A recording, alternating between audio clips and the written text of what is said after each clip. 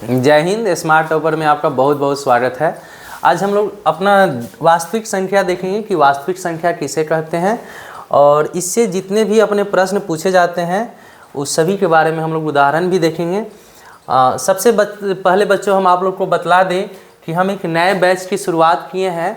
देखिए बिहार मैट्रिक परीक्षा 2025 और इसी को टारगेट लेते हुए 2025 को टारगेट लेते हुए हम एक नई बैच की शुरुआत किए हैं, जिसमें आपको सभी विषय की आसान भाषा में आपको बतलाएंगे। हम जितने भी अपने सहपाठी हैं, अपना जो भी शिक्षकगण हैं, आपको एकदम आसान से आसान भाषा में समझाने का प्रयत्न करेंगे।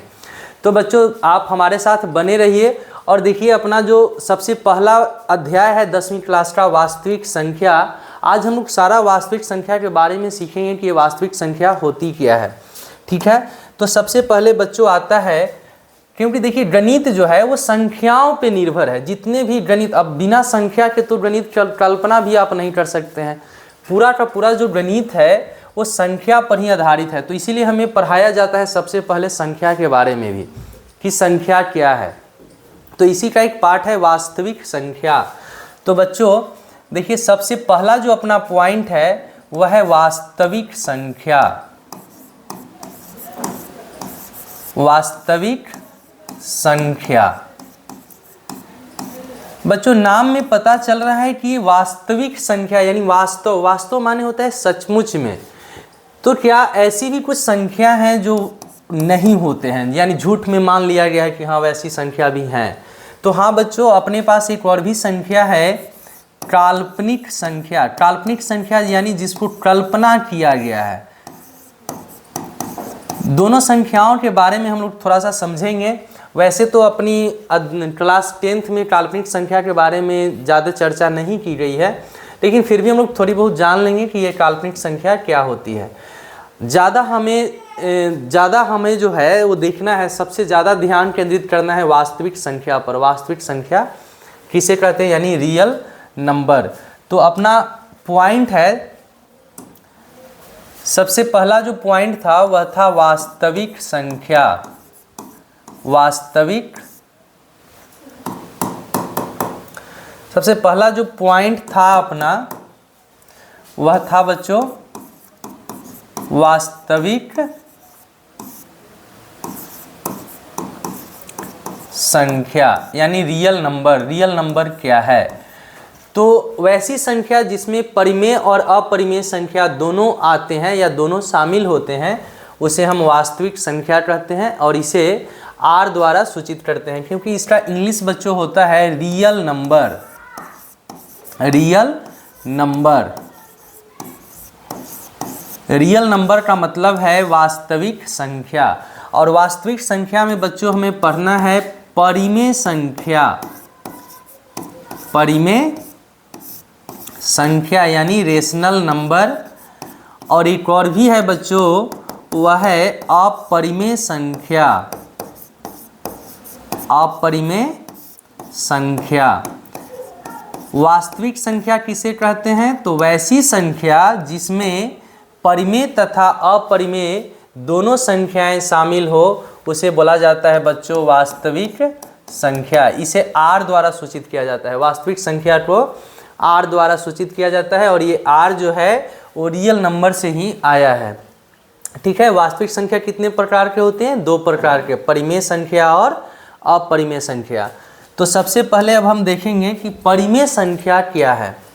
देखिए ध्यान दीजिए, हमें समझना है परिमेय संख्या। परिमेय संख्या बच्चों क्या है? तो वैसी संख्या जिसे हम P/Q के रूप में लिखते हैं और जहाँ Q जो है वो 0 नहीं होनी चाहिए उसे बोला जाता है उसे बोला जाता है परिमेय संख्या। परिमेय संख्या का बच्चों मतलब है वैसी संख्या जिसे हम P/Q के रूप में लिखते हैं जहाँ Q जो है वो 0 के बराबर नहीं होनी चाहिए। और ये क्यों नहीं होनी चाहिए इसकी भी चर्चा हम लोग आगे करेंगे, लेकिन पहले देखते हैं कि वैसी संख्या जिसे हम P/Q के रूप में लिखते हैं जहाँ Q जो है वो 0 के बराबर नहीं होता है उसे परिमेय संख्या कहते हैं। और परिमेय संख्या को बच्चों Q द्वारा सूचित किया जाता है। परिमेय संख्या को किसके द्वारा सूचित करते हैं? q के द्वारा। परिमेय संख्या p/q के रूप में होता है, जहाँ q जो है वो 0 नहीं होना चाहिए। और एक बात और भी ध्यान दीजिएगा कि q जो है वो 0 से बड़ा भी होनी चाहिए। अब नहीं होगा बड़ा तो उसको बड़ा बनाने की कोशिश कीजिए। और p और q दोनों जो है, p और q दोनों बच्चों ये इंटीजर होता है, यानी पूर्णांक होता है। समझें? देखिए बारी बारी से इसको हम लोग देख लेंगे सभी चीज़ को। सबसे पहले तो समझते हैं कि परिमेय संख्या किस रूप में होना चाहिए। तो परिमेय संख्या बच्चों, परिमेय संख्या अपना होना चाहिए p/q के रूप में, जहाँ q जो है वो 0 नहीं होनी चाहिए। तो अब हम देखते हैं कि q 0 क्यों नहीं होनी चाहिए। ठीक है, तो कुछ उदाहरण हम लोग लेते हैं बच्चों। यदि हम 10 रुपए को बोलें कि आप 10 आदमी में विभाजित करें, तो आप देखिएगा, बोलिएगा कि सर 1-1 रुपया सभी, यानी प्रत्येक व्यक्ति को 1-1 रुपया मिलेगा। अगर इसी को हम बोलें कि 10 रुपए को 9 आदमी में विभाजित करना है, तो आप बतलाइएगा कि सर 1.1 अप्रॉक्सीमेट जो है से लगभग और भी कुछ मिलेगा, समथिंग ऐसे। ठीक है, यदि हम 10 रुपए को 8 आदमी में विभाजित करें तो कितना मिलेगा? देखिए 1.25। हम देख रहे हैं कि जैसे जैसे हर जो है अपनी भिन्न की हर जो है उसकी मान घटती है, तो पूरा जो भिन्न है उसकी मान बढ़ते जा रहा है। इसी प्रकार बच्चों यदि हम 10 रुपए को जब 5 आदमी में बांटते हैं तो अपने पास कितना, यानी 2-2 रुपया उसको मिलना चाहिए प्रत्येक आदमी को। यदि 10 रुपए को ही हम 2 आदमी में बांटें तो बच्चों 5-5 रुपये मिलना चाहिए।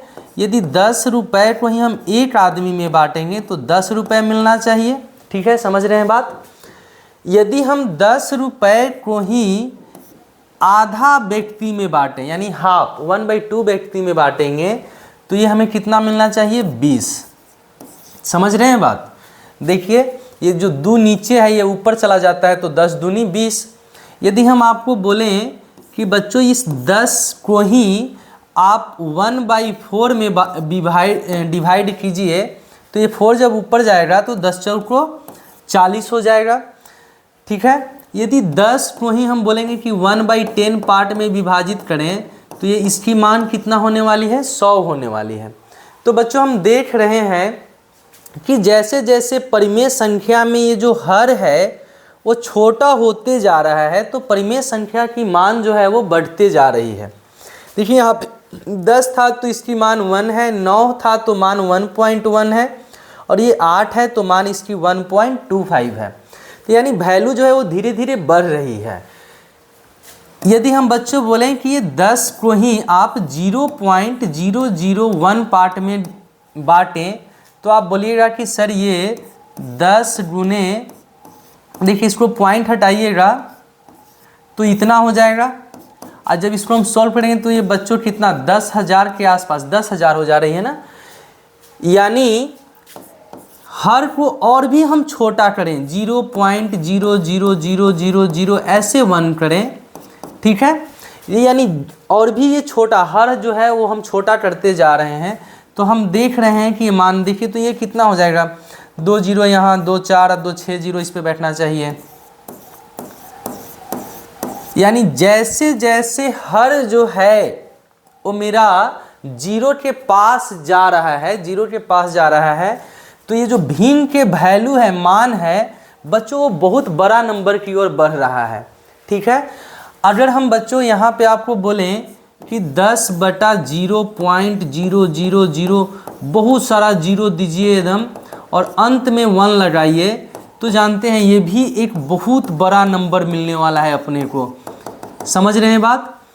यानी यदि हर जैसे ही 0 के करीब में बढ़ रहा है तो पूरा के पूरा जो भिन्न है अपना परिमेय संख्या, उसकी मान अनंत की ओर अग्रसर है, यानी अनंत की ओर बढ़ते जा रहा है।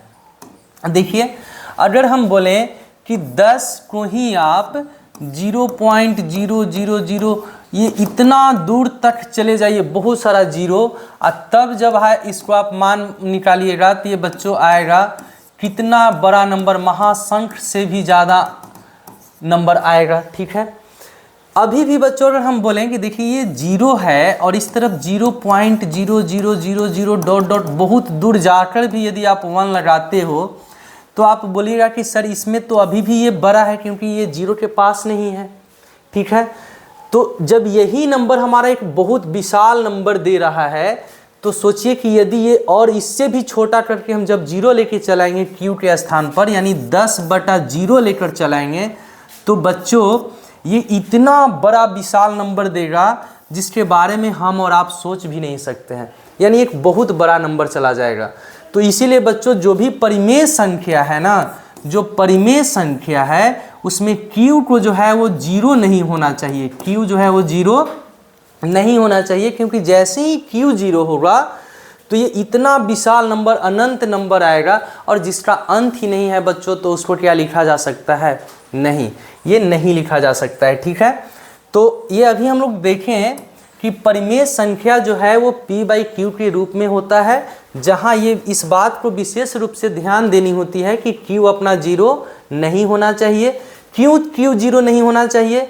क्योंकि यदि किसी भी परिमेय संख्या की जो हर है वो यदि जीरो होगा तो पूरा परिमेय संख्या का मान इतना बड़ा अनंत आएगा जिसकी कोई परिभाषा ही नहीं है।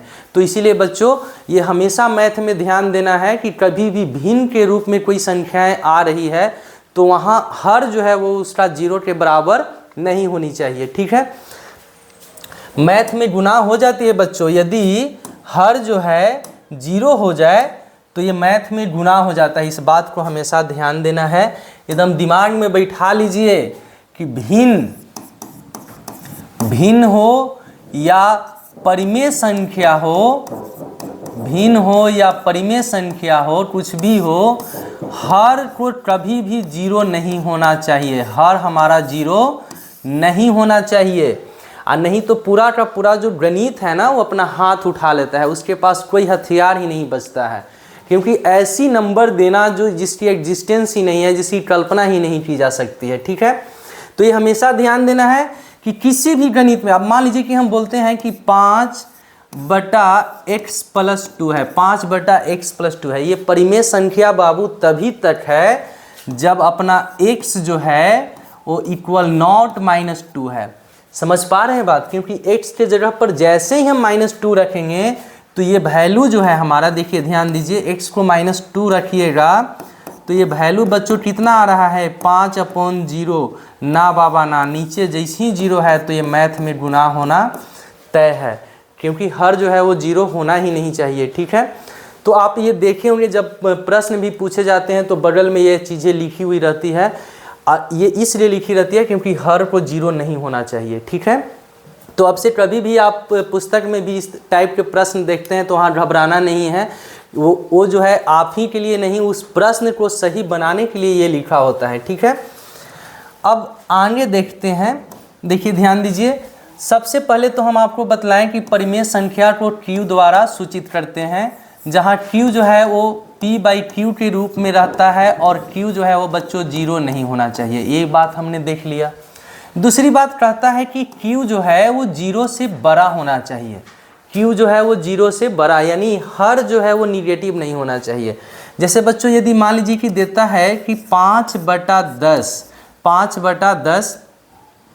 तो 5/10 में यदि यहाँ माइनस लगा हुआ है तो क्या ये परिमेय संख्या नहीं है? बच्चों ये परिमेय संख्या है, लेकिन इसको परिमेय संख्या बनाने के लिए थोड़ा सा हमें और भी एक कदम आगे जाना होगा। यदि हर में ऋणात्मक का चिन्ह लगा हुआ है तो आप उसके अंश के चिन्ह को बदल दीजिए।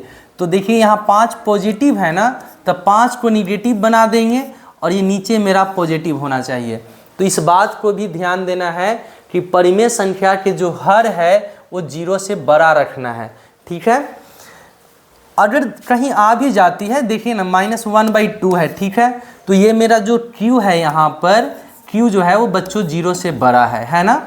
अगर यही मान लीजिए कि रहता -1/-2, तो यहाँ जो q है अपना वो जीरो से छोटा है, जीरो से बच्चों ये छोटा है, तो जब 0 से छोटा है तो हमें क्या करना है, इसको प्लस में बनाना है, यानी पॉजिटिव बनाना है। पॉजिटिव बनाने के लिए हमें क्या करना चाहिए, एकदम सिंपल सी बात है, जो अंश है ना उसका चिन्ह बदल दीजिए। तो अंश बच्चों यहाँ -1 है, जब चिन्ह बदलेंगे तो ये +1 हो जाएगा और नीचे जो है वो पॉजिटिव लिख दीजिए। ठीक है, तो ये अपना क्या आया 1/2। तो परिमेय संख्या में ये भी बात ध्यान देनी होती है कि जो हर है उसको पॉजिटिव बना कर रखना चाहिए, यानी जो q की मान है वो हमेशा पॉजिटिव रखना चाहिए। ठीक है, इसके बाद बच्चों देखिए ध्यान दीजिए, परिमेय संख्या p/q के रूप में होना चाहिए, जहाँ q 0 नहीं होना चाहिए, हमने देख लिया। q जो है वो 0 से बड़ा होना चाहिए। और एक बात और भी है कि p एवं q जो है, p एवं q बच्चों ये इंटीजर होना चाहिए। इंटीजर यानी पूर्णांक, पूरा पूर्णांक का मतलब होता है कि पूरा होना चाहिए। समझ रहे हैं बात? देखिए इसका भी मतलब समझते हैं। अब जैसे मान लीजिए कि हमारे पास है 10/3, तो बच्चों यहाँ 10 क्या है, 10 है। सर बोलिएगा आप कि सर 10 जो है वो एक पूर्णांक है। ठीक है, 3 यदि बच्चों हम आपसे पूछें कि बेटा 3 क्या है इसमें, तो आप बोलिएगा कि सर 3 भी पूर्णांक है। तो हाँ, ये जो अपना p है, p भी पूर्णांक है और जो q है वो भी पूर्णांक है। तो ये 10/3 बेटा ये हमारा परिमेय संख्या है। समझ में आ रही बात? यानी परिमेय संख्या में जो अंश और हर है वो दोनों पूरा होना चाहिए, यानी पूर्णांक होना चाहिए। अब बोलिएगा कि सर क्या 1.5/3 जो है ये परिमेय संख्या नहीं है? तो नहीं बच्चों, ये भी परिमेय संख्या है, लेकिन थोड़ा इसमें और हमें सजा कर इसको लिखना है, क्योंकि परिमेय संख्या का जो स्टैंडर्ड फॉर्म है, मानक जो रूप है, जो माना गया है परिमेय संख्या का, वह यही माना गया है कि p और q जो है वो पूर्णांक होना चाहिए। और यहाँ पर देखिए ये पूर्णांक नहीं है, ये तो दशमलव में दिया हुआ है। तो हमें क्या करना है, इसे पूर्णांक में बदलना होगा।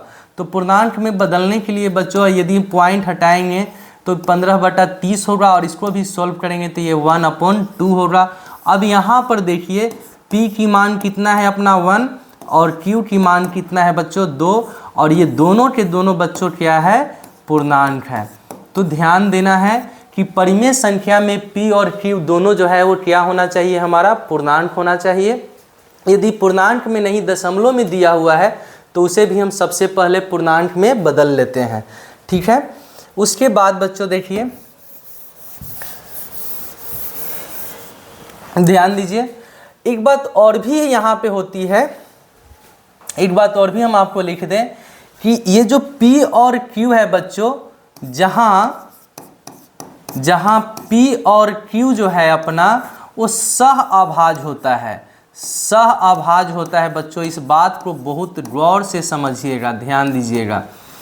p और q सह अभाज्य किसे कहते हैं, सह अभाज्य को प्राइम नंबर इंग्लिश में इसको बोला जाता है बच्चों सह अभाज्य संख्या, सह अभाज्य संख्या। ये ध्यान देना है कि सह अभाज्य संख्या हम किसे कहते हैं। वैसे दो संख्या जिसकी मसा यानी महत्तम जो है वो 1 हो, उसे हम क्या बोलते हैं, सह अभाज्य संख्या। यानी सह अभाज्य संख्या के लिए बच्चों मसा जो है यानी HCF 1 होना चाहिए। तो ये कहता है परिमेय संख्या कि p/q के रूप में तो हो, जहाँ p और q जो है वो सह अभाज्य हो। सह अभाज्य का मतलब कि p और q में केवल उभयनिष्ठ गुणनखंड 1 हो, यानी केवल 1 से ही कटना चाहिए। समझ रहे हैं बात? क्योंकि जब मसा 1 है तो इसका मतलब है कि वो केवल 1 से ही कटेगा, कोई और संख्या से नहीं कटेगा। यानी बच्चों यदि हम बोलें आपको कि देखिए यहाँ अपने पास है 7/3, 7/3, तो p की मान कितना है यहाँ पर 7 और q की मान कितना है 3। तो ये 7 और 3 जो है वो सह अभाज्य संख्या, ये 1 के अलावा किसी और दूसरे संख्या से विभाजित नहीं है। तो हम कह सकते हैं कि 7 और 3 क्या है, सह अभाज्य संख्या है। तो परिमेय संख्या में जो p और q है वो सह अभाज्य भी बनाए रखना है। इस बात को भी ध्यान देना है कि वह केवल और केवल 1 से ही विभाजित होनी चाहिए। आप बोलिएगा कि सर अगर हम लिखें 10/4 4, 10/4 यदि लिखें 10/4, तो क्या ये परिमेय संख्या नहीं है? ये परिमेय संख्या है बच्चों, लेकिन परिमेय संख्या के मानक रूप में नहीं है, क्योंकि ये 1 से तो विभाजित है ही है, ये 2 से भी विभाजित हो जा रहा है। P और Q देखिए ये 2 से भी विभाजित है ना, तो P और Q तो सहअभाज्य हुई नहीं। तो सहअभाज्य बनाने के लिए बच्चों इसको हमें पहले सिंप्लीफाई करना होगा। तो देखिए ये 5 कितना होगा 2। अब यहाँ पर ये जो मान है इसमें P अपना 5 है और Q अपना बच्चों 2 है। अब देखिए तो 5 और 2 सहअभाज्य संख्या है, क्योंकि 5 और 2 की जो मसा है वो कितना होता है? हमेशा 1 होता है। तो इस बात को भी गौर कीजिए कि दो संख्या जो P और Q है वो ऐसा होना चाहिए जिसकी मसा जो है वो हमेशा 1 हो। ठीक है, और यही देखिए हम लोग बच्चे लोग जो है ना यही गलती भी करते हैं परीक्षा में। यदि कोई प्रश्न बना रहे हैं और उस प्रश्न को बनाने के बाद आंसर आया 10/4, तो छोड़ देते हैं कि चलिए यही हमारा आंसर है, यही हमारा आंसर है। लेकिन बच्चों ये प्रॉब्लम आपको परेशानी करेगी, पहले इसको सिंप्लीफाई कीजिए, क्योंकि ये अभी P जो Q है वो सहअभाज्य के रूप में नहीं है। तो इसके लिए बच्चों पहले इसको सिंप्लीफाई करना होता है। ठीक है, तो एक बार फ्रेश से हम लिख देते हैं कि जो परिमेय संख्या है अपना बच्चों, जो परिमेय संख्या यानी रेशनल नंबर, परिमेय संख्या, इसको सूचित क्या चीज से किया जाता है? इसको बच्चों सूचित किया जाता है Q से, जहां Q जो है वो सेट है P/Q का, यानी P/Q के रूप में रहता है। और Q जो है वो 0 नहीं होना चाहिए, क्योंकि नीचे 0 तो मैथ में हुआ गुना, बहुत बड़ा पाप, और ये पाप तो हम लोग करना नहीं चाहेंगे। और दूसरी बात बच्चों कि ये P और Q दोनों जो है वो एक होता है पूर्णांक। क्या होता है बाबू? पूर्णांक होता है। पूर्णांक लिख दे रहे हैं, अच्छा से समझिएगा, ये पूर्णांक होता है। और इसके साथ ही साथ Q जो है वो 0 से बड़ा भी होना चाहिए। यदि बड़ा नहीं है तो अंश के चिन्ह को बदलकर हर को हम हमेशा धनात्मक बनाए रखेंगे। और एक बात और, P और Q जो है वो सहअभाज्य होना चाहिए। P और Q सहअभाज्य संख्या होनी चाहिए, यानी केवल 1 से ही विभाजित होनी चाहिए। ठीक है, यदि इस तरह से हमारा कोई परिमेय संख्या इस रूप में है तब बच्चों हम उसे परिमेय संख्या का मानक रूप कहते हैं। बच्चों इसको हम लोग क्या बोलते हैं? परिमेय संख्या का मानक रूप। देखिए ध्यान दीजिए, अगर इस रूप में है तब हम इसको बोलेंगे कि सर ये हमारा जो रूप है वह रूप है परिमेय संख्या का मानक रूप। परिमेय संख्या का मानक रूप, मानक रूप यानी स्टैंडर्ड फॉर्म यही माना गया है। अगर कोई बोलेगा कि सर 10/8 क्या ये मानक रूप में है, तो बच्चों ये मानक रूप में नहीं है, क्योंकि अंश और हर जो है एक के अलावा किसी दूसरे संख्या से भी विभाजित है। इसको बनाया जा सकता है, यदि हम 2 से विभाजित कर देंगे तो ये 5/4 होगा। अब देखिए 5 और 4 में केवल एक ही उभयनिष्ठ गुणनखंड है, एक से ही P भी विभाजित है और Q भी विभाजित है। तो ये जो रूप है बच्चों वो परिमेय संख्या के मानक रूप में है। ठीक है, यदि कोई हमसे पूछेगा कि सर 10/-3 क्या ये मानक रूप में है, तो हम बोलेंगे कि बच्चों ये मानक रूप में नहीं है, क्योंकि हर जो है वो मेरा 0 से छोटा है, निगेटिव है। लेकिन होना क्या चाहिए? 0 से बड़ा होना चाहिए। इसको बनाया जा सकता है। बनाने के लिए एकदम सिंपल सी तरीका है। जो अंश है बच्चों, अंश की चिन्ह को बदलेंगे हम, तो अंश अभी मेरा पॉजिटिव है, जब बदलेंगे तो ये निगेटिव होगा। अपरूपी जो मेरा हर है वो पॉजिटिव हो जाएगा। तो ये रूप जो है वो मानक रूप है। ठीक है, तो हमने परिमेय संख्या के मानक रूप को देखा कि परिमेय संख्या कैसा होना चाहिए और इसे किसके द्वारा हम लोग सूचित करते हैं। ठीक है, अब आगे देखते हैं परिमेय संख्या के प्रकार।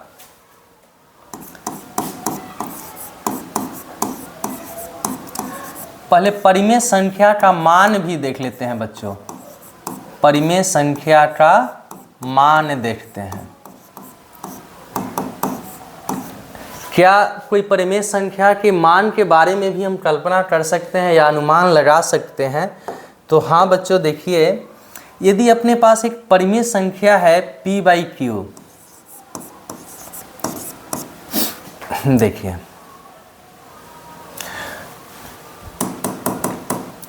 परिमेय संख्या एक है अपना p/q, ठीक है। वो सब तो कंडीशन रहेगा कि q जो है वो 0 नहीं होना चाहिए, लेकिन बोलता है कि p जो है वो q से बड़ा है। p जो है वो हमारा q से बड़ा है, p जो है वो q से बड़ा है। और इस बात को ध्यान रखा गया है कि p और q जो है वो दोनों पॉजिटिव है, दोनों पॉजिटिव है, और p जो है वो q से बड़ा है। तो इसलिए बाबू देखिए ध्यान दीजिए, यदि p बड़ा होगा q से तो जो p/q है अपना, p/q जो है वो हमेशा उसका मान 1 से बड़ा होगा, ठीक है। यदि एक परिमेय संख्या, आप कैसे इसको समझिएगा, देखिए ध्यान दीजिए। मान लीजिए कि हमारे पास एक 5 है और बटा में 2 है, ये परिमेय संख्या के रूप में है। p 5 है और q जो है वो 2 है, यानी 5 रुपये को 2 आदमी में बांटना है, तो इसका मान तो हमेशा 1 से बड़ा ही आएगा ना, ठीक है। दूसरा कंडीशन देखिए कि यदि बच्चों p जो है वो छोटा हो q से, तो इस कंडीशन में p/q जो है वो मेरा 1 से छोटा आएगा, 1 से छोटा।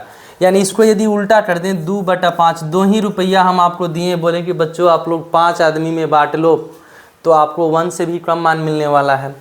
एक तीसरी भी स्थिति है यहाँ पर कि यदि p और q दोनों बराबर हो, तो p और q जब भी बराबर होगा तो उस स्थिति में p/q का मान बच्चों कितना आएगा, 1 आएगा, ठीक है। और ये तीनों के तीनों कंडीशन तभी ही सही हैं जब p और q दोनों 0 से बड़ा है, तो ये बात भी आप याद रखिएगा।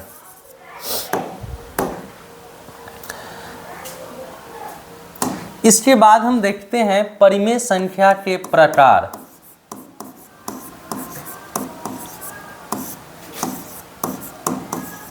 परिमेय संख्या के प्रकार, टाइप्स ऑफ रेशनल नंबर, यानी परिमेय संख्या के प्रकार। तो बच्चों परिमेय संख्या 2 प्रकार के होते हैं, एक होता है शांत और दूसरा होता है बच्चों अशांत। परिमेय संख्या कितने प्रकार के होते हैं, 2 प्रकार के, शांत और अशांत। लेकिन ये अशांत जो है वो आवर्ती होता है, ये जो अशांत है वो आवर्ती होता है, ठीक है, ये ध्यान दीजिएगा।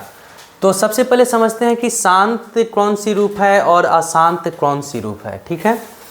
तो देखिए अपने पास संख्या है, परिमेय संख्या है 10/2, ठीक है, 10/2। तो इसकी मान बच्चों कितना आने वाला है, 5 है। हम बोलेंगे कि बच्चों 10/4 यानी 10/4 है, इसका मान बतलाइए। तो 10/4 बोलेगा कि सर 10 में आप 4 से डिवाइड दीजिए, तो 4 दूनी 8 है, बचा कितना 2.0, 4 5 20। समझ रहे हैं बात, यानी बोलेगा कि सर ये 2.5 है। हम बोलेंगे कि बच्चों 10/3 का मान बतलाइए, 10/3 का मान बतलाइए। तो 10 में जैसे ही हम 3 से डिवाइड देंगे तो 3 तिहाई 9, 1.0, 3 तिहाई 9, 1.0। तो देख रहे हैं कि अब यही चीज़ जो है ना वो आ रहा है पूरी तरह से, तो ये रुकने के नाम ही नहीं ले रहा है। तो परिमेय संख्या बच्चों इसी आधार पर विभाजित किया गया है। परिमेय संख्या के प्रकार जो हैं वो 2 प्रकार के होते हैं। एक परिमेय संख्या वैसे हैं जो शांत होते हैं, यानी जिसका मान जो है ना वो शांत आता है, चाहे दशमलव के बाद ही क्यों ना हो, लेकिन विभाजित हो। और एक ऐसे भी संख्या है परिमेय संख्या जो दशमलव के बाद भी रुकने के नाम नहीं लेते हैं, इसीलिए इसको बोला जाता है अशांत। शांत माने रुका हुआ, शांत का मतलब क्या होता है बच्चों, रुका हुआ, और अशांत का मतलब है कि अभी बढ़ ही रहा है, जा ही रहा है। तो वैसी परिमेय संख्या जिसकी मान शांत हो यानी रुका हुआ हो, या वैसी परिमेय संख्या जिसकी मान जो है दशमलव के बाद भी क्यों ना लेकिन विभाजित हो जाए, उसे हम शांत बोलते हैं, और जो पूर्णतः विभाजित नहीं होता है, जाते ही रहता है, उसे हम बोलते हैं अशांत। ठीक है, लेकिन अशांत में एक बात गौर करने वाली होती है कि ये संख्याएं रिपीट करना चालू करता है, चाहे 1 डिजिट के बाद रिपीट करे या 2 डिजिट के बाद रिपीट करे, लेकिन रिपीट करना चालू करता है। तो वैसी संख्या जो p/q के रूप में हो और पूर्णतः विभाजित नहीं हो, उसे हम बोलते हैं बच्चों अशांत, और जो पूर्णतः विभाजित हो जाता है उसे बोलते हैं हम शांत। पूर्णतः का मतलब ये मत सोचिएगा कि सर पूरा पूरा ही कटना चाहिए, जैसे हम बोलें कि 2 से 8 जो है वो 4 बार में कट रहा है, तो ये जरूरी नहीं है कि ऐसा ही हो, दशमलव के बाद ही क्यों ना कटे, लेकिन कट जाना चाहिए, विभाजित हो जाना चाहिए। अब यहाँ पे देखिए ना 3/10 है, सॉरी 10/3 है। अब इसको जब हम विभाजित कर रहे हैं तो ये 3.333 जाते ही रह रहा है, तो यह संख्या हमारा अशांत है, यानी ये जो रूप है ये हमारा अशांत है। और ऊपर की ये जो दोनों एग्जाम्पल हमने दिया ये परिमेय संख्या शांत है। लेकिन यहाँ पे देखिए अशांत में भी जो है वो एक ही चीज़ ना बार बार आ रही है, तो इसको बोला जाता है आवर्ती। ठीक है, तो अगला पॉइंट ये है अपना परिमेय संख्या के प्रकार में शांत, कब शांत होगा और कब अशांत होगा, ये ध्यान देना। इसको इंग्लिश में टर्मिनेटिंग बोला जाता है, यानी रुका हुआ संख्या। ठीक है, वैसी परिमेय संख्या जिसकी मान जो है वो एग्जैक्ट बतलाई जा सकती है कि हाँ इतना ही इसका मान है। जैसे बच्चों हम आपसे बोलें कि बेटा आप बतलाओ 4/8 के मान बतलाओ, 4/8, तो बोलिएगा कि सर ये तो बहुत आसान है ना, 4 में 8 से डिवाइड दीजिए, 0.0 यहाँ पे देंगे तो 8×5 = 40 होने वाला है। आप बोलिएगा कि सर इसकी मान जो है वो कितना आने वाला है, 0.5, तो ये तो आप डेफिनेटली एकदम यही बतला रहे हैं कि सर इसका मान तो यही आएगा, तो हम बोलेंगे कि बच्चों ये शांत है, यानी रुका हुआ है। ठीक है, अगर हम बोलते हैं कि बेटा आप बतलाओ हमें 10/7 का मान बतलाओ, तो आप बोलिएगा कि सर 10 में 7 से डिवाइड दीजिए, तो देखिए यहाँ पर 3.0, 7 × 4 = 28, 2 0, फिर यहाँ से देंगे तो 7 दूनी 14, 6 0, 7 8 56, 4 0, फिर 7 5 35, 5 0, 7 7 49, 1 0। अब फिर यहाँ से रिपीट करना चालू, देखिए यहाँ भी 1 0, यहाँ भी 1 0, यानी पुनः अब ये रिपीट करेगा, यानी 1.42857, अब यहीं से रिपीट करेगा, यानी इसके बाद फिर 42857 आने वाला है। तो एग्जैक्ट तो इसमें कोई मान बतला नहीं रहा है कि नहीं सर 10/7 का मान इसके तरह 4/8 में 0.5 था, यानी रुका हुआ था, वही है। तो बच्चों वैसी संख्या जो दशमलव के बाद भी रुक जाए ना, उसे हम शांत बोलते हैं, और जो दशमलव के बाद भी नहीं रुक रहा है, रुकने के नाम ही नहीं ले रहा है, उसे अशांत बोलते हैं। ये बात तो हुआ कि शांत और अशांत किसे कहते हैं हमने सीख लिया, लेकिन क्या शांत और अशांत को भागा देकर ही, यानी भाग विधि से ही पहचाना जा सकता है कि ये शांत है या अशांत? तो नहीं बच्चों, एक अपना ये रूल है। देखिए थोड़ा सा और भी चीज़ों को समझिए, शांत को थोड़ा सा और डीप में लेकर जाते हैं हम बोलेंगे कि बच्चों आप 5 में 10 से डिवाइड दो। बोलिए सर कि ये तो बहुत आसान सी बात आप कर दिए, इसका मान होने वाला है 0.5। ठीक है, हम बोलेंगे कि बच्चों 5/100 का मान बतलाओ। आप बोलिएगा कि सर इसका मान होगा 0.05। ठीक है, हम बोलेंगे कि बच्चों 5/1000 के मान बतलाओ। आप बोलिएगा कि सर 0.005 होने वाला है। यानी बच्चों हम देख रहे हैं कि जब हमारा हर बोले तो यानी q, परिमेय संख्या जो p/q के रूप में रहता है, ये q जो है हमारा 2 × 5 के रूप का हो, 2 × 5 के रूप का। देखिए तो ये 10 है तो 2 × 5, ठीक है, 100 है तो 2 × 2 है और 5 × 5 है ना, 2 दूनी 4, 5 20, 20 5 100। यहाँ 1000 भी देखिएगा तो ये भी है 2 × 2 × 2 और 5 × 5 × 5। यानी जब हमारा हर जो है 2 × 5 के रूप का होता है तो वह परिमेय संख्या अवश्य ही हमारा शांत होता है, यानी रुका होता है। ठीक है, यानी यदि हर को हम किसी परिमेय संख्या के हर को अगर ध्यान से देखें तो यह बतलाया जा सकता है बिना भाग दिए हुए भी, माफ़ कीजिएगा, बिना भाग दिए हुए भी बच्चों यह बतलाया जा सकता है कि यह संख्या शांत है या अशांत। क्योंकि शांत वही संख्या है जिसकी हर जो है 2 और 5 के गुणनफल के रूप में आता है। तो जिस परिमेय संख्या के हर 2 और 5 के गुणनफल के रूप में आता है वह संख्या हमारा शांत होता है। जैसे अगर हम देखें 4/20, तो 20 भी बच्चों देखेंगे तो देखिए हमारा ये 4 है और 20 क्या है, 2 दूनी 4 पचे 20, तो 2/5 के रूप में आ रहा है। तो जब हर हमारा 2 गुने 5 के रूप में आता है तो बच्चों क्या होता है, शांत होता है। तो जिस परिमेय संख्या के हर 2 गुने 5 के रूप का होता है उसे हम शांत बोलते हैं। और इसके अलावा अगर कुछ आ जाए, जैसे हर जो है हर 2 और 5 के रूप में ना होकर किसी और संख्या के रूप में हो, जैसे 5/3 बोलें। अब यहाँ जो हर है, देखिए जो हर है हमारा वो कितना है बच्चों, 3 है। तो 3 है तो 3 को तो 2 गुने 5 के रूप में हम लिख नहीं सकते हैं, तो ये हमारा अशांत होगा। आप भागा देकर भी देख सकते हैं। देखिए 5 में 3 से भाग दीजिएगा तो एक बार में 3, 2.0, 3 6 18, फिर ये 2 0। आप देख रहे हैं कि यहाँ से रिपीट करना चालू कर दिया है, रुकने का तो नाम ही नहीं लेता है। यानी परिमेय संख्या शांत होगी कि अशांत, ये निर्भर करता है कि उसका हर जो है वो किस रूप में है। जब किसी परिमेय संख्या का हर बच्चों 2 और 5 के गुणनफल के रूप में होता है तो वह हमारा संख्या शांत होती है।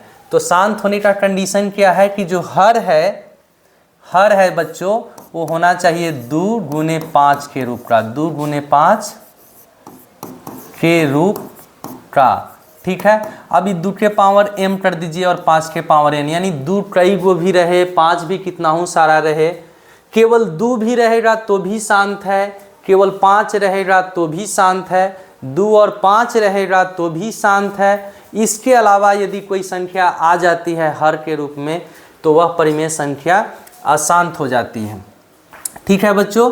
यानी सबसे पहला नियम क्या है कि हर जो है 2 के रूप में होना चाहिए, हर हमारा वो 2 के गुणनखंड के रूप में हो। दूसरा है कि हर जो है वो 5 के गुणनखंड के रूप में हो। और तीसरा है बेटा कि हर हमारा 2 और 5 दोनों के गुणनखंड के रूप में हो। केवल 2 रहेगा तो भी शांत है, केवल 5 रहेगा तो भी शांत, और 2 और 5 रहेगा तो भी शांत। जैसे यदि हम 7/2 लिखें तो नीचे देखिए केवल अपना 2 है, आप हर को देखिए बोले कि सर ये शांत है, ठीक है। हम आपको बोलें कि 8/5 बेटा बतलाओ ये शांत है कि अशांत, तो हर को देखिए 5 है यानी ये भी बेटा शांत है। अगर हम बोलें कि 10/50 तो बोलिएगा कि सर ये 10/2 गुने 5 गुने 5 है, तो नीचे 2 और 5 दोनों है, ये भी मेरा क्या है बच्चों, शांत है। तो यदि कोई परिमेय संख्या के शांत और अशांत होना पता करना है तो ये बहुत आसान है। जो हर है उसको गुणनखंड तोड़ेंगे और गुणनखंड तोड़ने के बाद हम देखेंगे कि वह संख्या हमारा 2 और 5 के गुणनफल के रूप में है या नहीं है। केवल 2 है तो भी शांत है, केवल 5 है तो भी शांत है, और 2 और 5 दोनों है तो भी शांत है। अब कुछ एग्जाम्पल से हम लोग देखते हैं और समझते हैं कि ये संख्या शांत है या अशांत। यदि बच्चों हमारे पास रहे 5/2 तो ये शांत होगा सबसे पहले। दूसरा देखिए रहे 4/3, ये भी आप बतलाइएगा कि ये शांत है कि अशांत। फिर मान लीजिए कि 10/5 है। चौथा है अपना 5/18। फिर है देखिए 7/5, और भी क्वेश्चन अपने पास हैं 15/6, और भी क्वेश्चन ले लेते हैं बच्चों। 9/18 इस तरह से अपने पास प्रश्न है और अब हमें बतलाना है कि ये संख्याएं शांत है या अशांत। ठीक है, तो देखिए ये जो 5/2 है तो नीचे हर हमारा क्या है बच्चों 2, तो हम क्या बोलेंगे कि सर ये शांत है। हर मेरा यहाँ पर कितना है बच्चों 3, 2 और 5 तो है नहीं, तो ये क्या है मेरा अशांत है। यहाँ पर देखिए हर कितना है 5, तो बच्चों ये भी शांत है। यहाँ 18 है, तो 18 को यदि हम तोड़ेंगे बच्चों तो ऊपर तो ये 5 है लेकिन नीचे तोड़िएगा तो 2 गुने 3 गुने 3, बोलिएगा कि सर 2 तो है लेकिन इसके अलावा देखिए 3 भी है ना, तो नहीं रहना चाहिए, केवल 2 और 5 ही रहना चाहिए शांत के लिए। तो बच्चों ये अपना क्या है अशांत है। इसके बाद देखिए हम 7/5, तो 7/5 में नीचे 5 है, गुरुजी ये शांत है। फिर उसके बाद देखिए 15/6, बहुत ही इंपॉर्टेंट प्रश्न है, जरा इसको देखिए। 15/6 यानी 3 गुने 5। अब बेटा 6 को तोड़ेंगे तो 3 गुने 2, सर ये 3 से 3 तो कैंसिल हो रहा है ना, तो 5/2, 5/2। अब नीचे देखिए हर को देखो, हर क्या है मेरा 2।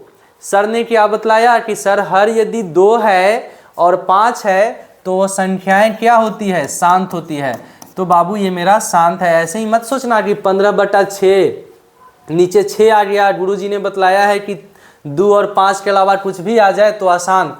देखिए यहाँ पे मेरा 3 और 2 आ रहा है, लेकिन चूंकि 3 जो है वो अंश से विभाजित हो जा रही है, इसलिए मेरा फाइनली कितना बचा है 5/2 और ये क्या है शांत। यहाँ देखेंगे 9/18, तो ये कैंसिल होगा तो 1 कितना रहा है 2, नीचे 2 है ना, तो ये क्या होगा बच्चों शांत। तो अभी हमने सीखा कि शांत और अशांत कैसे पहचाना जाता है। यदि किसी परिमेय संख्या में उसका हर जो है 2 गुने 5 के रूप का होता है तो इस स्थिति में वह शांत होती है, और यदि हर 2 और 5 के अलावा कोई और भी उसके साथ हो तो इस स्थिति में उस परिमेय संख्या का मान अशांत होती है। ठीक है, अब आगे देखिए, अब आता है दशमलव प्रसार।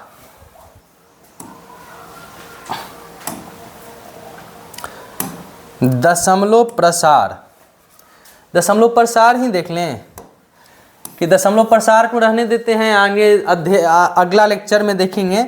अभी थोड़ा अपरिमेय संख्या को देखते हैं। परिमेय संख्या के बारे में अभी जो भी चीज़ें सीखे हैं उसको बतला देते हैं।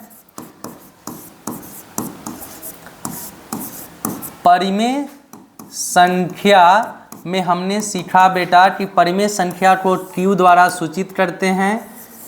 परिमेय संख्या p/q के रूप में होता है, लेकिन q जो है वो 0 नहीं होता है।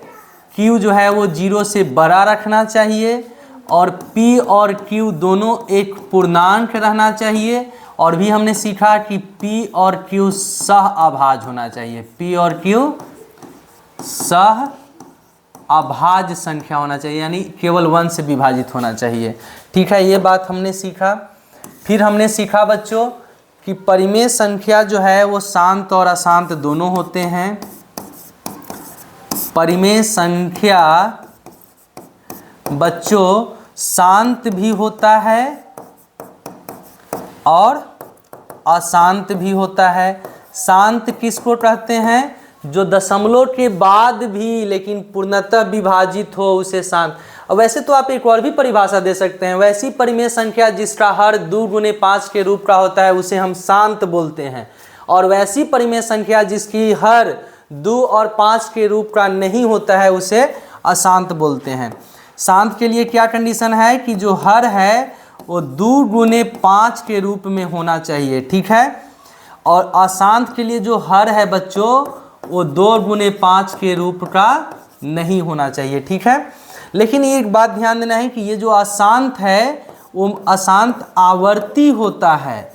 आवर्ती, मास्टर साहब क्यों आवर्ती बार बार बोल रहे हैं ये ध्यान देना है, क्योंकि जब आप परिमेय संख्या सीखेंगे वो भी अशांत ही होता है लेकिन वो आवर्ती नहीं होता है। ठीक है, तो बच्चों अब हम लोग परिमेय संख्या के बारे में इतना सारा चीज़ जान चुके हैं। थोड़ी बात अगर हम आपको और भी बोलें तो परिमेय संख्या में ही आता है आपका प्राकृत संख्या। प्राकृत संख्या किसे कहते हैं? गिनती की सभी संख्याओं को प्राकृत संख्या कहते हैं। ये चालू कितना से होता है बच्चों? 1 2 3 4 5 ये जाता है इन्फिनिटी की ओर। हम आपसे पूछें कि सबसे छोटी प्राकृत संख्या बतलाइए, तो सबसे छोटी प्राकृत संख्या कितना है? 1। सबसे छोटी प्राकृत संख्या, सबसे छोटी प्राकृत संख्या बच्चों क्या है? 1। हम बोलें कि सबसे बड़ी प्राकृत संख्या बतलाइए, तो आप बोलिएगा कि सर बड़ी संख्या तो नहीं कहा जा सकता है, इन्फिनिटी है।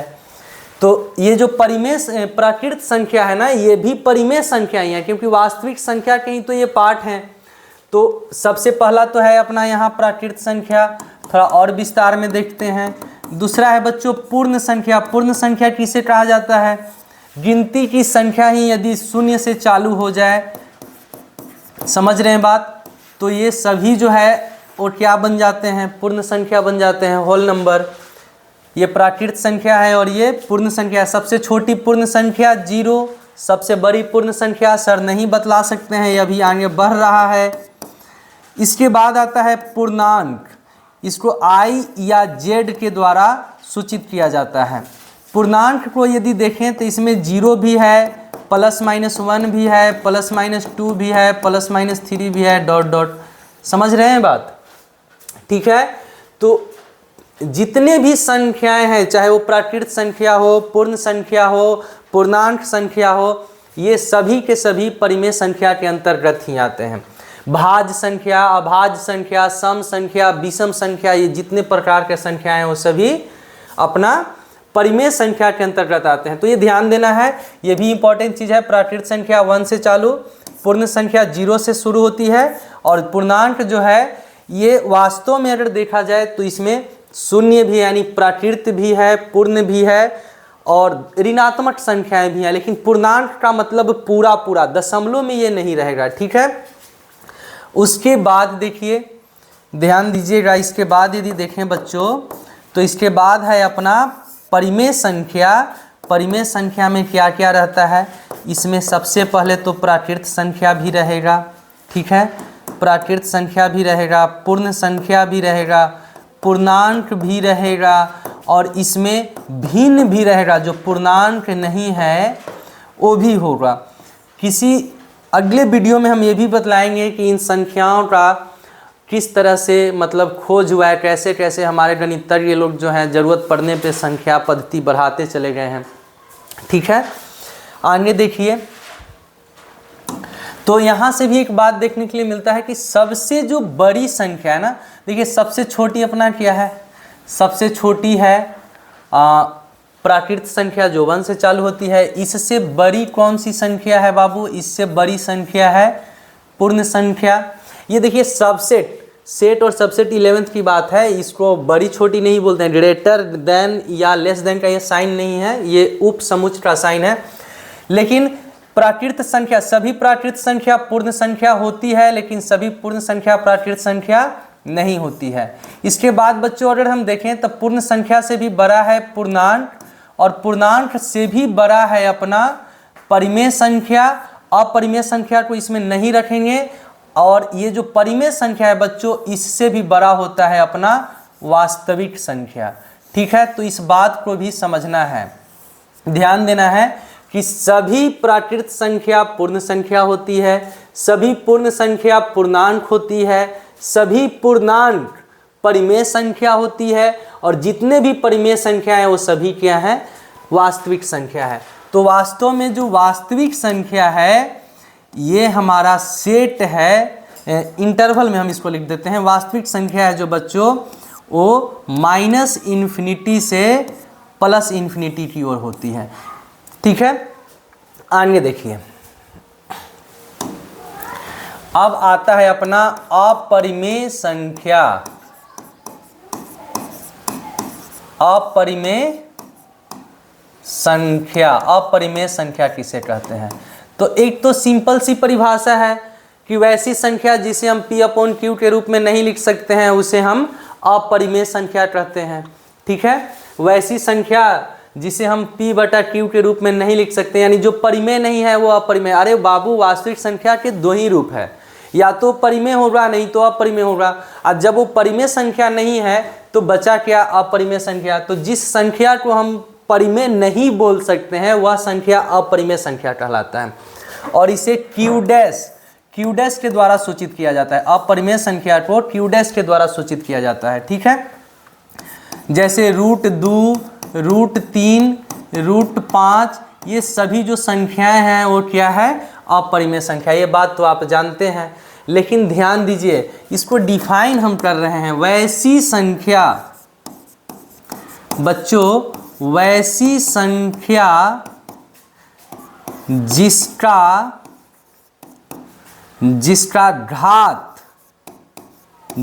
घात पूर्णांक नहीं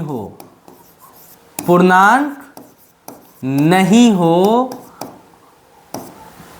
उसे अपरिमेय संख्या कहते हैं। अपरिमेय संख्या किसे कहते हैं? वैसी संख्या जिसकी घात यानी पावर। जैसे हम बोले बेटा कि 2 के पावर 1/2 है, 2 के पावर 1/2। अब बेटा ये बतलाओ जो 1/2 है ये पूर्णांक नहीं है, पूरा तो नहीं है। तो वैसी संख्या जिसकी खोपड़िया पर, ये जो खोपड़िया है ना, उसकी खोपड़िया पर यदि कोई पूरा संख्या नहीं बैठा हुआ है उसको हम बोलते हैं अपरिमेय संख्या। तो ये हमारा क्या है बाबू, अपरिमेय संख्या है। ठीक है, ये बात ध्यान देना है। वैसी संख्या जिसकी घात पूरा नहीं हो उसे हम अपरिमेय संख्या बोलते हैं। अब हम बोलेंगे कि 8 के जो पावर है वो 1/3 है, 8 के पावर 1/3। बच्चों बतलाओ क्या ये परिमेय संख्या है कि अपरिमेय संख्या? तो बोलिएगा कि सर ये खोपड़िया पर जो बैठा हुआ है वो पूरा तो है नहीं, तो ये कौन सी संख्या है? अपरिमेय संख्या नहीं है ना, अपरिमेय संख्या। जरा इसको सोल्व कीजिए बच्चों। ये 8 को हम लिख सकते हैं 2 के पावर 3 और इसके पावर है 1/3, तो 3 से 3 कैंसिल हुआ तो अपने पास बचा 1 के पावर 1। अब सॉरी माफ कीजिएगा, 2 के पावर 1। अब देखिए तो ये खोपड़िया पर जो बैठा हुआ है वो पूर्णांक है। क्या है? पूर्णांक। तो जब किसी संख्या के खोपड़ी पर पूर्णांक संख्या बैठी हुई हो, यानी पूरी संख्या बैठी हो, तो फिर तो परिमेय संख्या हो जाएगा।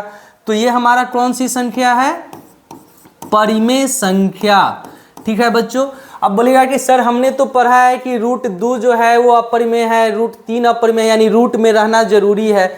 तो ये जानते हैं ये जो है वो कर्णी रूप में है। हम अभी आपको बतलाए हैं वो घातांक के रूप में बतलाए हैं। आप बच्चों जानते हैं कि देखिए √3 लिखा हुआ है ना, ये कर्णी है, राजमिस्त्री वाला। जो राजमिस्त्री जो घर बनाते हैं उन्हीं का ये कर्णी है बच्चों। लिखा हुआ है कि ये √5 है, तो 5 में यहाँ कुछ भी नहीं रहता है ना, तो बच्चों कर्णी में यहाँ 2 छिपा हुआ रहता है। क्या छिपा हुआ रहता है? 2। तो जब इसको कर्णी से बाहर ले आइएगा तो यहाँ देखिए पावर ये 1 है, समझें? तो ये रूल होता है बाबू, एक नियम है कि कर्णी जब ओपन होगा, खुलेगा, हटेगा, तो ये जो पावर है ना इसके बटा में ये चला जाता है। कर्णी जो है वो बटा में चला जाता है। अब देखो तो 5 के पावर क्या है अपना? 1/2। हमने क्या बतलाया कि पावर जो है वो पूरा रहेगा तो परिमेय है, और यदि पावर पूरा नहीं है तो वह संख्या क्या है? देखिए तो ये पूर्णांक है। अरे बाबू ये पूर्णांक नहीं है। तो जब पूर्णांक नहीं है तो ये कौन सी संख्या होगी? अपरिमेय संख्या होगी। तो बच्चों हमने अपरिमेय संख्या के बारे में क्या सीखा? वैसी संख्या जिसकी घात जो है वो पूरा हो तब वह परिमेय होगा, और नहीं तो परिमेय नहीं होगा। कुछ और एग्जाम्पल लेते हैं। मान लेते हैं कि 16 है, आप पावर जो है वो 1/3 है, 16 का पावर 1/3। बोलेंगे कि बच्चों ये आप बतलाओ कि ये परिमेय है या अपरिमेय। तो इसको हम सोल्व करेंगे बेटा। तो 2 के पावर 16 जो है वो 2 के पावर 4 है, और ये पूरा के खोपड़ी पर बैठा हुआ है 1/3। तो जब इसको हम हल करेंगे तो ये 2 के पावर 4 में 1 से गुना तो 4/3। देखिए ये घातांक का एक बेसिक सा फॉर्मूला है कि 1 के पावर m और इसके पावर n होता है। तो ये पावर पे पावर जब रहे तो बेटा इसको हम लोग गुना कर देते हैं। तो जब इसको हम गुना करेंगे तो ये 4/3, 4/3 पूर्णांक है। अरे नहीं है ना बेटा। तो ये जब पूर्णांक नहीं है तो 2 के खोपड़ी पर तो पूर्णांक था नहीं, तो पूर्णांक नहीं है। तो बोलिए कि गुरुजी ये 16 के पावर 1/3 जो है ना वो कौन सी संख्या है? वो अपरिमेय संख्या है। ठीक है। तो जिस संख्या के खोपड़ी पर पूरा पूरा संख्या नहीं बैठा हुआ हो, उस संख्या को हम अपरिमेय संख्या कहते हैं। अगर इसी को हम बोलते हैं कि आप करनी के रूप में लिखें, तो बेटा देखिए 16 के पावर 1/3 है ना, करनी के रूप में लिखिएगा तो आप 16 लिख दीजिए। आइए राजमिस्त्री चचा जी वाला करनी बना दीजिए। आइए जो पावर है ना नीचे 3, इसको यहाँ पर लेके चलाइए। अब बतलाइए तो ये हमारा परिमेय संख्या है? नहीं, ये अपरिमेय संख्या है। तो अपरिमेय संख्या के लिए क्या है, हमने सीखा कि अपरिमेय संख्या बेटा, अपरिमेय जो संख्या है वैसी संख्या है जिसको हम सबसे पहले p/q के रूप में लिख ही नहीं सकते हैं। यानी q डैश जो है वो इक्वल नॉट p/q होता है, जहाँ q इक्वल नॉट 0। ठीक है। और यदि इससे भी आसान भाषा में समझना है, जो हम आपको बतलाने की कोशिश किए कि जो अपना अपरिमेय संख्या है वैसी संख्या जिसकी घात पूर्णांक नहीं हो, वैसी संख्या बेटा जिसका घात एक पूर्णांक नहीं हो, तो जिस संख्या की घात पूर्णांक नहीं होता है उसे हम क्या बोलते हैं? अपरिमेय संख्या बोलते हैं। ठीक है। अब बेटा बार बार हम उस समय बोल रहे थे कि जो अपरिमेय संख्या है ये अशांत होता है। क्या होता है? अशांत होता है। अपरिमेय संख्या अपना अशांत होता है, लेकिन ये अनावर्ती होता है। अनावर्ती, देखिए बहुत बड़ी बात है, इसको समझना है आपको। परिमेय संख्या जो था बेटा, ये भी 2 था अपना, एक तो शांत था और दूसरा बेटा अशांत था। ठीक है। लेकिन ये जो अशांत था वो आवर्ती था, यानी इसका मतलब है कि कट तो नहीं रहा था, लेकिन कम से कम एक ही चीज़ रिपीट कर रहा था। जैसे मान लीजिए कि 3.25 और 55 ऐसे डॉट डॉट, या बोले 402.525252, तो इसमें कुछ डिजिट जो हैं वो रिपीट कर रहे थे। लेकिन बेटा जब अपरिमेय संख्या आएगा ना कुछ ऐसे, तो ये रिपीट नहीं करता है, नहीं तो रिपीट करेगा और नहीं कटेगा। तो जब कट नहीं रहा है पूरी तरह से तो क्या हुआ? अशांत। और जब रिपीट भी नहीं कर रहा है तो क्या है? अनावर्ती। तो परिमेय संख्या भी अशांत होते हैं, लेकिन परिमेय संख्या जो अशांत है वो आवर्ती होता है, और अपरिमेय संख्या जो अशांत है वो क्या होता है? अनावर्ती होता है। ठीक है। तो आज बच्चों हमने देखा कि वास्तविक संख्या किसे कहते हैं। ठीक है। देखिए तो यहाँ पर सबसे पहले हमने देखा वास्तविक संख्या देखें, वास्तविक संख्या में कौन कौन सी चीजें हैं? परिमेय और अपरिमेय। ठीक है बच्चों। अब परिमेय में हमने क्या सीखा? परिमेय में हम लोग सीखे कि p/q के रूप में होना चाहिए, q इक्वल नॉट 0 होना चाहिए, और भी बहुत सारी बातें। इसके मानक रूप भी देखें, ये शांत भी होता है, अशांत भी होता है, लेकिन अशांत होता है तो आवर्ती होता है। तो बच्चों हम लोग जो अपना पहला अध्याय था वास्तविक संख्या, उसके पूरी तरह से परिचित हो चुके हैं। अब अगली वीडियो में हम 1.1 जो एक्सरसाइज है उसके सारे प्रश्नों को हल करेंगे। आप हमारे साथ इसी तरह से बने रहिए, और बहुत ही आसान भाषा में हम पूरा के पूरा जो मैथ है हम आपको समझाने का प्रयत्न करेंगे। कृपया आप हमारे जो चैनल है उसको सब्सक्राइब कर दीजिए और हमारे साथ बने रहिए, लाइक कीजिए और अपने दोस्तों के साथ शेयर कीजिए। धन्यवाद।